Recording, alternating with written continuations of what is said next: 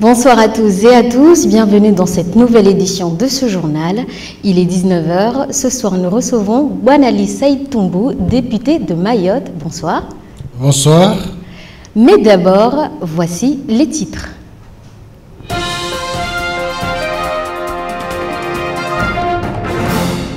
À la une de ce journal, demain l'association mahoraise de lutte contre le cancer organise une journée pour la lutte contre la maladie. Au programme, sensibilisation du dépistage et aux soins. Pour en savoir plus, nous avons rencontré la vice-présidente de l'association. Fini le carnet en papier et place aux procès-verbaux électroniques. Les policiers municipaux de Mamoudzou ont suivi une formation ce matin. Plus de précisions dans ce journal. Enfin, le centre équestre Lagon Équitation reçoit pour la première fois la visite d'un représentant de la Fédération française d'équitation. Il souhaite décrocher le label Cheval Qualité France. On en parle à la fin de cette édition.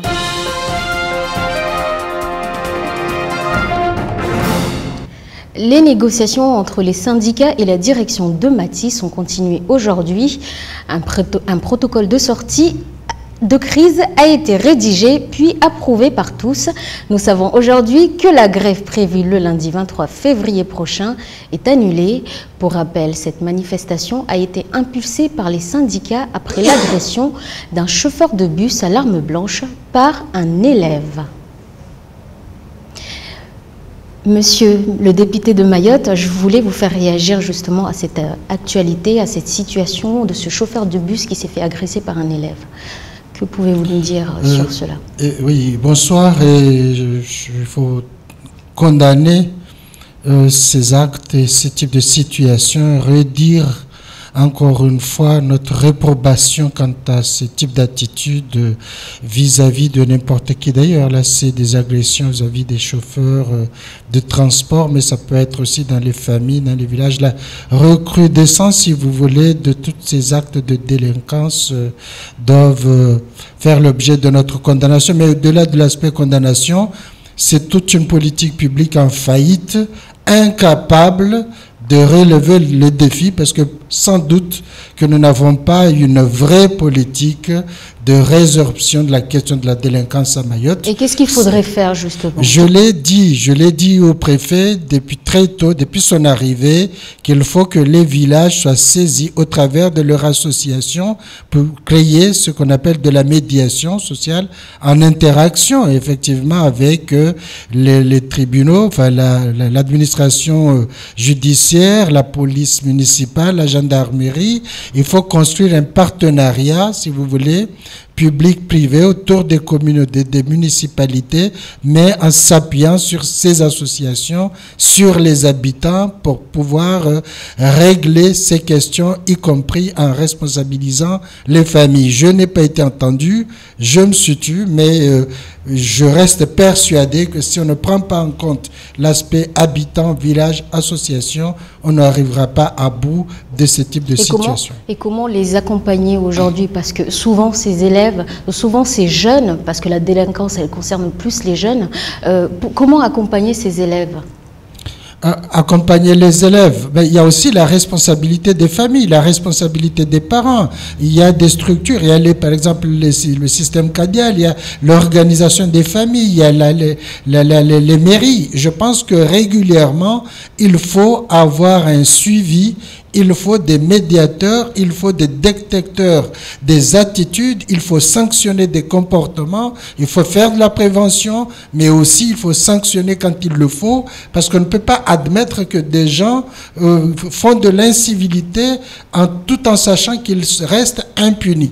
Et ailleurs, ça n'existerait pas. Donc je pense qu'il faut que les Mahorais comprennent que tant que les autorités publiques ne se rendent pas compte qu'il y a du dommage au travers de ces situations-là, un jour on se retrouvera en pleine surprise du dégât.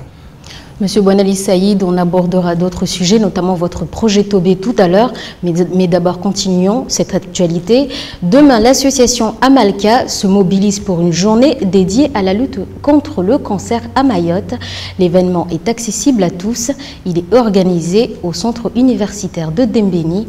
Objectif, sensibiliser la population et les professionnels de santé sur le cancer au sens large. Alors, où en est-on aujourd'hui à Mayotte? Nous avons cherché à le savoir savoir en nous rendant au centre hospitalier. Explication avec ce reportage. Allongée sur son lit, cette patiente qui préfère garder l'anonymat suit une chimiothérapie. Elle fait partie de ces 1500 personnes atteintes de cancer qui sont soignées à Mayotte chaque année. Malheureusement, sur notre territoire, la maladie est souvent diagnostiquée trop tard. Ce sont des maladies souvent diagnostiquées très tard dans l'évolution de la maladie, donc à ce qu'on appelle à des stades avancés. Et notre priorité, ça serait que les femmes, les hommes soient sensibilisés pour se faire dépister dès lors qu'il y a un dépistage ou s'ils perçoivent quelque chose qui n'est pas normal dans leur sein ou lors de leurs règles ou quand ils vont faire pipi, enfin voilà, plein de petits éléments qui changent, consulter leur médecin parce que parfois ça peut être le début d'un cancer qu'on peut traiter et guérir. Pour développer la connaissance autour du dépistage et de la prise en charge médicale du cancer, l'association Amalka organise demain une manifestation d'envergure à l'occasion de la grande journée rotarienne de lutte contre la maladie. Elle tient aussi à rappeler que les soins existent à Mayotte. Il faut faire connaître à la population et donc aux usagers et aux professionnels de santé de ce qu'on déjà on peut faire à Mayotte. Parce qu'on fait énormément de choses à Mayotte, énormément de prise en charge initiale, ce qui fait que les patients peuvent rester sur place et non pas être déracinés en partant à La Réunion ou en métropole. Cela fait plus de 2 ans que le service cancérologie du CHM se mobilise pour mieux prévenir de la maladie. Aujourd'hui, les cancers les plus représentés sur le territoire sont ceux du col de l'utérus, du sein et enfin le cancer digestif. Les procès-verbaux sous forme de timbre vont disparaître pour laisser place aux procès-verbaux électroniques. Ce matin, les policiers ont reçu une formation pour appliquer la nouvelle mesure. À présent, ils n'auront besoin que d'un boîtier pour vous verbaliser. Reportage avec Camille Leca, Abbas Elidi et Fred Souleymana. Le vieux timbre-amende en papier glissé sous l'essuie-glace, c'est du passé. Demain, il sera remplacé par le procès-verbal électronique. Moins de paperasse et plus de réactivité, le nouveau boîtier va faciliter la vie des policiers municipaux. Donc on est la première police municipale en acquisition du PVE, le procès-verbal électronique. Et c'est une bonne chose, c'est un gain de travail. On n'aura plus ce qu'un jargon appelait la procédure papier à effectuer. Donc c'est aussi bien pour le travail et aussi pour les usagers de la route, malgré que c'est quand même une verbalisation. Mamoudzou est la première commune à s'équiper de ces nouveaux PV. Pendant toute une semaine, les agents ont appris à les utiliser. Alors comment marche-t-il? Nous avons posé la question à leurs formateurs. Le PV électronique, c'est pour faciliter la vie aux agents. C'est comme un boîtier où on va rentrer l'infraction au lieu de le faire sur un papier. Et cette infraction, ensuite, elle partira directement à Rennes, donc pour traitement et pourra ensuite être envoyée à la personne qui a été en infraction. Le PVE, c'est l'avenir pour le ministère de l'Intérieur. Avec un taux de paiement de 62% en 2014 contre 50% en moyenne pour les PV papier, le choix a été vite fait. En 2015, 3 millions d'euros vont être investis pour déployer 1800 nouveaux boîtiers sur tout le territoire. Les Mahorais ont aujourd'hui accès au haut débit, mais demain, c'est le très haut débit qui va se démocratiser sur l'île, un déploiement qui est impulsé par l'Europe. Pour en parler, une matinale d'information a eu lieu à la CCI ce matin. Reportage Shakila Issouf et Fred Souleymana. Fini le temps où il fallait attendre plusieurs dizaines de minutes pour ouvrir sa boîte mail. Sur Internet, Mayotte rattrape son retard et n'a pas vraiment le choix parce que l'Europe l'impose. Le plan e-Europe 2020 vise à améliorer l'accès aux nouvelles technologies du numérique. Dans ce projet, le Conseil général est partie prenante et pour la collectivité, il n'y a que des avantages. la e-administration, qui est en fait l'administration, on peut dire, électronique, permet de faciliter beaucoup de services aux usagers, à la population. J'entends par là, ça permet de réduire ces déplacements inutiles de certaines personnes âgées, par exemple, qui viennent à la CAF, qui viennent à la sécurité sociale, qui viennent à la banque. Le fait déjà qu'ils soient sûrs qu'il y a des outils qui sont mis en place parce que l'infrastructure que compte mettre le Conseil général s'y prête, ça permet à ces personnes de rester chez elles ou aller à la mairie la plus proche pour bénéficier de certains services qui sont à Mamoudzou.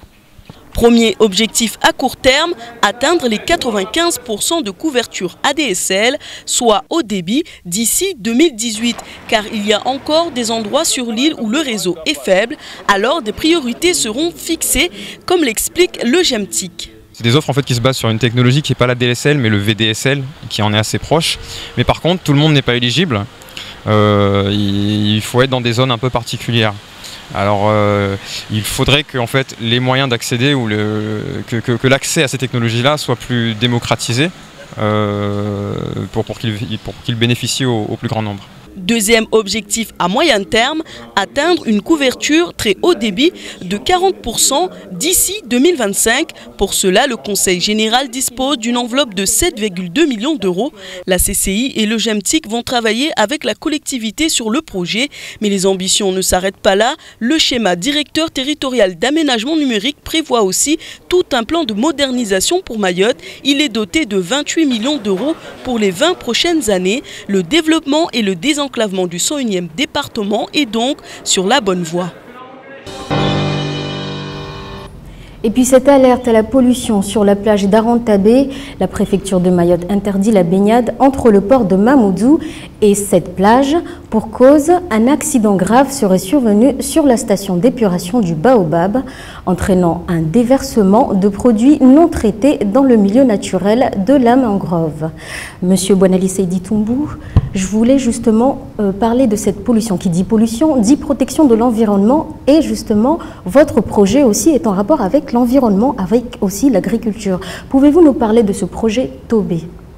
Alors, le projet Tobé est issu des ateliers 2025 où on nous a invités à réfléchir sur la question de développement de Mayotte, et à travers les campagnes, nous nous sommes rendus compte que personne, aucun paysan, aucun exploitant n'habitait sur son exploitation, et donc c'était un peu plus facile pour nous de comprendre qu'on ne pouvait pas parler de développement agricole si les parcelles n'étaient pas viabilisées, aménagées, s'il n'y avait pas de zone, s'il n'y avait pas d'exploitation, s'il n'y avait pas de formation, s'il n'y avait pas toute la politique d'orientation agricole pour l'ensemble de notre département. Voilà, donc nous nous sommes dit, nous allons nous y engager et faire en sorte à ce que progressivement les gens prennent la mesure, si vous voulez, de notre engagement et y compris de l'adhésion, si vous voulez, qu'on allait susciter auprès des uns des autres. On a réuni donc ce matin en conférence de presse un certain nombre d'exploitants pour entendre, si vous voulez, leurs doléances. Et on s'est aperçu qu'ils n'avaient pas de lisibilité autour de leur métier, il n'y avait pas de lien avec leur commune, de lien avec le département, de lien avec l'État, et y compris ces projets de type européen qui sont presque vraiment évanescents, si vous voulez, dans leur quotidien. Et donc nous nous sommes rendus compte qu'aujourd'hui, il n'est pas possible de parler de la cherté de la vie ou de discussions sur les prix concernant les produits d'alimentation de base, parce que dans d'autres territoires, dans les autres outre-mer, la discussion porte surtout sur les produits locaux que nous n'avions pas ici. Et aujourd'hui, tout va mal pour le secteur agricole mahorais? Il n'y a pas de secteur agricole, c'est un monde désorganisé, en désuétude. Certains même parlent de l'agonie. On dit agonie quand quelque chose a existé, peut-être aux environs de 1945. Aujourd'hui, il y a une espèce de détritus un amas de choses éparpillées dans tous les sens. Et d'ailleurs, vous circulez dans Mayotte, il n'y a pas grand-chose. Donc je pense qu'aujourd'hui, nous serons à même de parler d'agriculture si le département s'approprie une méthode, de l'orientation, une politique définie, que l'État également accompagne les communes dans les discussions, dans les orientations. Il faut qu'il y ait des commissions dans ces communes pour dire voilà notre plan d'agriculture, voilà notre orientation, comment on aide les exploitants, comment on installe les jeunes, comment on acquiert les fonciers.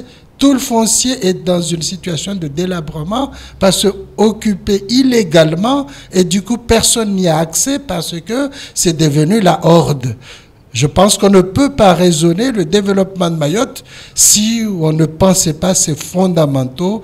Et à mon avis, le Tobé vient à bon escient, à point nommé, pour parler effectivement de l'agriculture, de la biodiversité, de l'environnement et de sa protection, y compris la protection de l'écosystème, puisque on va bientôt parler à Paris naturellement de la question du climat. Voilà. Et justement, quels sont vos partenaires aujourd'hui pour mener à bien ce projet ?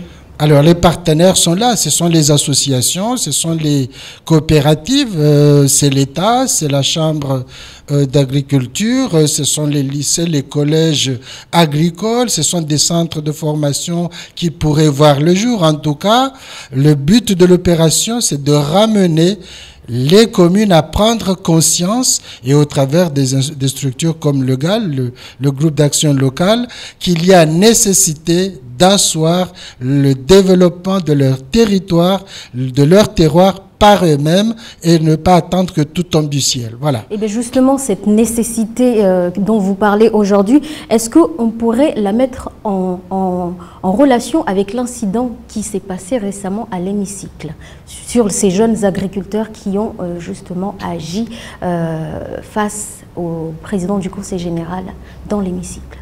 Oui, alors je pense que bon, il faut toujours condamner les excès parce que bon, l'hémicycle n'est pas le lieu où on doit déverser des détritus ou autre, mais si les jeunes en sont arrivés là, sans doute peut-être qu'ils étaient excédés. Et maintenant, quand on s'aperçoit qu'il leur est impossible de s'installer compte tenu de la manière dont on gère le foncier à Mayotte, on peut effectivement comprendre ce type d'attitude, même si il ne faut pas les encourager. Ceci étant, je pense que l'État doit prendre la mesure de ce que je suis en train de dire ici, les collectivités locales également et le département. Sinon, ce n'est pas vrai. On n'arrivera pas au bout de la question de la cherté de la vie, de la qualité alimentaire, de la santé autour de tout ce qui est nutrition, parce qu'on nous déverse à longueur de journée des produits qui sont de très mauvaise qualité, parfois dans les distributions, notamment par exemple le Mabawa qui est vraiment qui est emblématique, mais qui n'est pas un produit sain. Et il faut donc favoriser une bonne orientation, une bonne détermination, un bon engagement sur la question de l'agriculture et espérer qu'en les accompagnant, ils retrouveront le chemin, si vous voulez, d'un nouvel ordre, quoi, si j'ose dire. Et bien justement, est-ce qu'il y a un manque de reconnaissance de nos produits, de la qualité de nos produits? Peut-être que la question de la certification peut venir en deuxième. Il y a moins d'exportation aussi. Il n'y a pas d'exportation, il n'y a même pas de l'autosuffisance. Pour dire, on n'arrive pas à créer un réseau de distribution, de commercialisation. Il n'y a pas d'organisation au sens de structure telle qu'on peut l'entendre en métropole. Et je crois que maintenant, installer les personnes, les jeunes, les vieux dans les exploitations aménagées dans des zones viabilisées permet également de faire en sorte à ce que nous puissions aussi rentrer dans des produits, dans la question de la reconnaissance, et notamment si on veut commercialiser compris avec l'Europe. Et justement, vous avez parlé aussi des Mabawa. Est-ce qu'on pourrait dire aujourd'hui que la lutte contre la vie chère en fait partie de ce projet aussi? Tout à fait. Cette question s'inscrit totalement dans la question de la lutte contre la vie chère. On a entendu l'INSEE dire les statistiques et les évolutions de l'inflation, si vous voulez, en 2014, ce n'est pas de très bon augure. Il y aura bientôt la discussion sur les boucliers qualité-prix, mais ce que nous disons, on ne peut pas parler de bouclier qualité-prix s'il n'y a pas de produits locaux, alors qu'à Mayotte, dans le panier, nous sommes à 2% de produits locaux, tandis que chez les autres, ils sont à 60%. Donc, on ne peut même pas exister en tant qu'acteur de production locale. Merci, monsieur le député, d'avoir accepté notre invitation. Vous venez quand vous voulez pour parler de ce projet, pour la suite aussi. Donc voilà, nous, on va continuer à parler du patrimoine de Mayotte avec cet autre sujet. Meso Shimaore Nashibushi Zisukezwambeli. Demain 21 février, c'est la journée internationale des langues maternelles.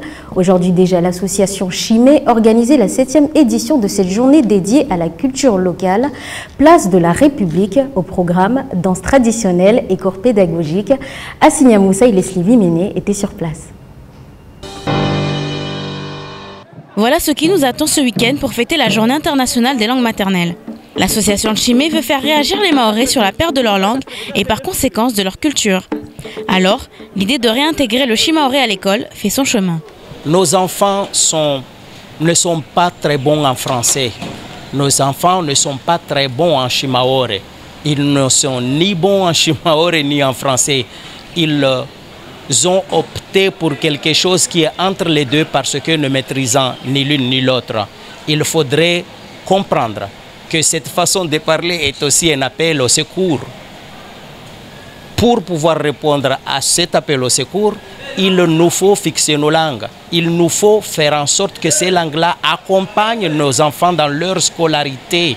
Il faut absolument que nos langues soient admises à l'école pour leur permettre une longévité. De nos jours, les jeunes parlent du Shimaozung, un mélange entre la langue mahoraise et la langue française. Une réalité qui laisse transparaître le manque de maîtrise du Shimaoré, et les Mahorais en sont conscients. Shimaoré avasa ila swaswa fimbali haku kesila gulwa. Ini dialecte de Zurumilo vanbe Shimaoré swafia kweli ila tswa. C'est vrai qu'on a vraiment laissé notre langue parce que je peux dire que on est seulement concentré sur le français et les autres langues, mais au lieu de se concentrer sur notre langue mahorais, donc là, je pense que il faut créer des écoles pour ça, tout ça. Oui. Shmoriatu yoaminsona mana yorilatsa mbali swaf. Mana avasa slagwanyengi shizungu ata repara mabako kwatu karsijwa lertsola gona wao. Ritsarwa répondre shizungu ne kawasijwa shizungu. Babo tongozo sana swaf. Environ 8 associations seront présentes tout le week-end. Pour information, cette date du 21 février a été choisie en hommage aux étudiants tués par la police au Bangladesh en 1971, alors qu'ils manifestaient pour défendre leur langue maternelle. Célébrée depuis 15 ans, cette journée a pour but de sensibiliser les traditions et les cultures linguistiques. Et puis culture avec cet ouvrage inédit sur le patrimoine de Mayotte en 492 pages. Différents experts ont participé à son œuvre. Qu'en est-il du contenu? Explication avec Shakila Issouf et Fred Souleymana. Un ouvrage qui revient sur la période coloniale, l'histoire contemporaine, les langues maternelles, les traditions ou encore la géologie et le climat de Mayotte. Près de 50 pages sont consacrées également à l'Atlas de Mayotte, réalisé en partenariat avec Michel Charpentier, qui présente les anciennes cartographies marines de l'archipel des Comores. Les cartes arabes sont les premières où l'on commence à voir apparaître le terme de Comores.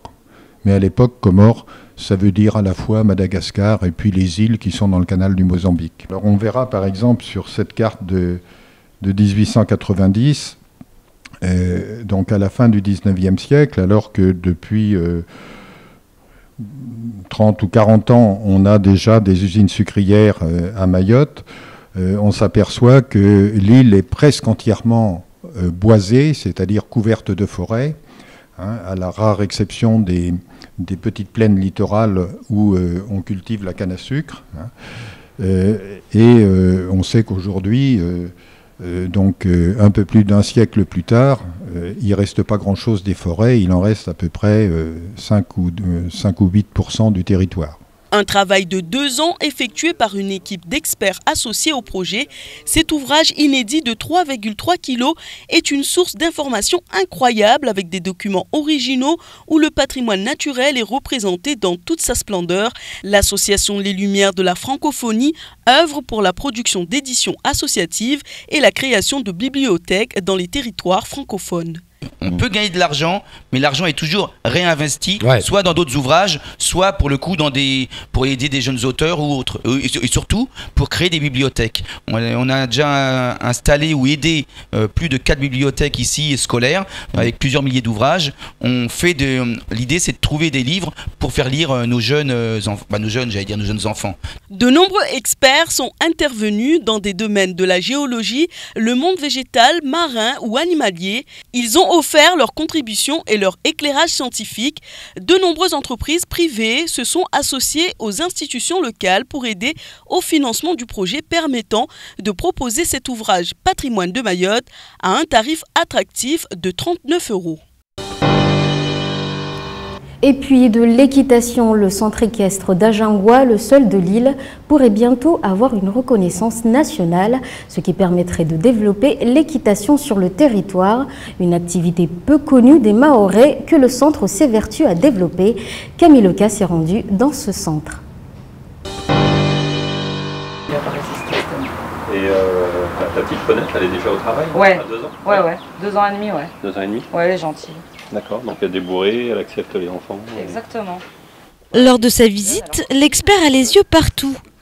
Et pour cause, le centre équestre espère décrocher le label Cheval Qualité France. Alors Thierry Mauroir est là pour vérifier que les critères sont bien remplis. Des critères multiples. Les critères de ce label qualité s'expriment de plusieurs manières. D'abord sur les installations. La qualité des installations, aussi bien l'accueil, le matériel, la sellerie, les aires d'évolution, carrière, ronde-longe, etc. La qualité des box. Aussi sur l'état de la cavalerie, sa polyvalence, le nombre d'activités que l'on peut proposer, la qualité de l'encadrement. Avec une cavalerie composée de 7 poneys de race Shetland et un cheval, c'est la première fois que Lagon Équitation reçoit un représentant de la fédération depuis sa création en 2002. Pour ses propriétaires, décrocher ce label serait une consécration, mais pas que, il leur permettrait aussi de développer leurs activités. On va pouvoir, normalement, si tout se passe bien, obtenir les autorisations pour être réellement centre de formation professionnelle pour les jeunes, pour pouvoir délivrer des examens et faire des formations qualifiantes, soit dans l'enseignement, l'animation ou bien aussi l'entretien des chevaux. Et puis voilà, et surtout cette reconnaissance et que voilà, qu'on sache que même à Mayotte, il y a un centre équestre de qualité et pour nous, c'est important. Balade pour tous, accueil de public scolaire, mais aussi d'enfants handicapés. L'activité du centre équestre est en pleine expansion. Et même si traditionnellement les habitants de Mayotte sont plus éloignés de la culture de l'équitation qu'en métropole, Marie remarque que cela évolue depuis quelques années. Ça commence à se démocratiser, les gens comprennent l'intérêt, voient aussi le bonheur que ça peut procurer chez un enfant de faire une petite balade, de découvrir les sensations, de faire une petite balade sur le poney, de toucher l'animal, la relation qu'on peut avoir avec lui. L'expert missionné par la fédération doit maintenant remettre son rapport à une commission spéciale. La réponse devrait intervenir dans les semaines à venir et les choses semblent en bonne voie pour Lagon Équitation qui est déjà titulaire d'un label éco-responsable. Et puis coup dur pour les cinéphiles, le Conseil général a annoncé cet après-midi que les séances de cinéma sont annulées pour raison de problèmes techniques dans la salle de cinéma Alpajo. Le Conseil général précise qu'il communiquerait ultérieurement sur la reprise des séances. Monsieur Bouanali Saïdi Toumbou, je voulais encore vous remercier d'avoir participé à tout ce journal. Merci beaucoup d'avoir répondu à nos questions et d'avoir abordé le sujet du Tobé. Merci, merci et peut-être à bientôt. Merci. C'est la fin de ce journal. Merci de nous avoir suivis. On se retrouve dès lundi. Bonne soirée. Namkwahir.